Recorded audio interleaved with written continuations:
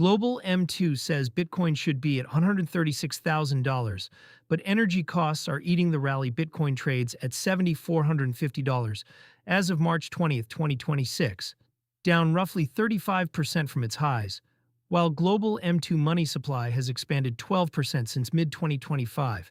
According to CF Benchmarks, the asset management index provider, that gap implies Bitcoin should be trading near $136,000 based on its historical correlation with liquidity. The $66,000 shortfall, roughly 49% of implied fair value, is the widest M2 to BTC divergence since the 2022 bear market. The Fear and Greed Index sits at 32, fear, as of today, confirming that risk appetite has not followed the money supply higher. The liquidity is there, but consumers cannot reach it. The core finding from CF Benchmarks, led by Head of Research Gabe Selby, is that global liquidity expansion is real, but is being absorbed before it reaches risk assets. Two forces are doing the absorbing. First, energy costs.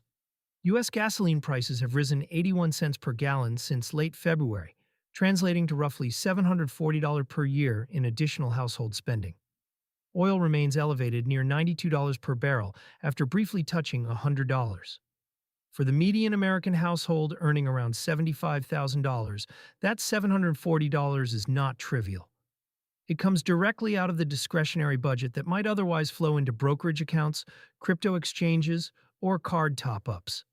Second, the Federal Reserve's balance sheet stands at $6.7 trillion, down from a $9 trillion peak in 2022. While the Fed held rates steady at its most recent meeting and projected one cut this year, quantitative tightening continues to drain reserves from the banking system. The result, M2 is growing, driven largely by fiscal spending and credit expansion, but financial conditions remain restrictive enough to keep that liquidity from flowing into speculative assets. Why the gap usually closes. Selby's research argues that M2 to Bitcoin divergences have historically been temporary. During previous Fed easing cycles, BTC has realigned with the liquidity curve over multi-quarter horizons. The 2020 divergence, where M2 surged months before Bitcoin followed, resolved into a rally from $10,000 to $60,000 over roughly 9 months. The mechanism is straightforward. When rates eventually fall and energy costs stabilize, the consumer liquidity currently being diverted into gas tanks and debt service gets freed up. Some portion flows into risk assets. Bitcoin, as the highest beta liquid asset in most portfolios, tends to capture a disproportionate share of that reallocation. The question is timing. A 49% undervaluation relative to the M2 model does not mean Bitcoin rallies to $136,000 next month.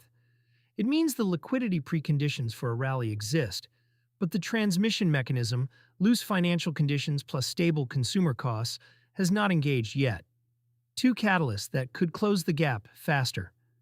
The CF Benchmarks analysis identifies two structural demand channels that did not exist during previous M2 divergences. Spot Bitcoin ETFs.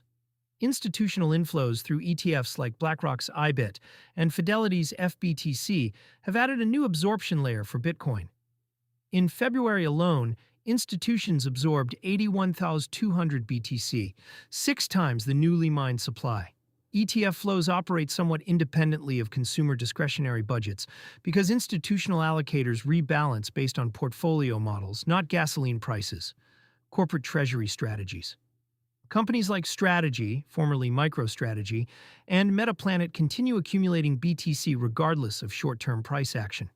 Strategy now holds over 761,000 BTC after spending $1.57 billion in a single week. This demand is driven by corporate finance logic, Bitcoin as a treasury reserve asset, not by the same consumer liquidity pool that energy costs are draining. If either channel accelerates while consumer conditions remain tight, Bitcoin could close part of the M2 gap without needing a broad-based retail recovery.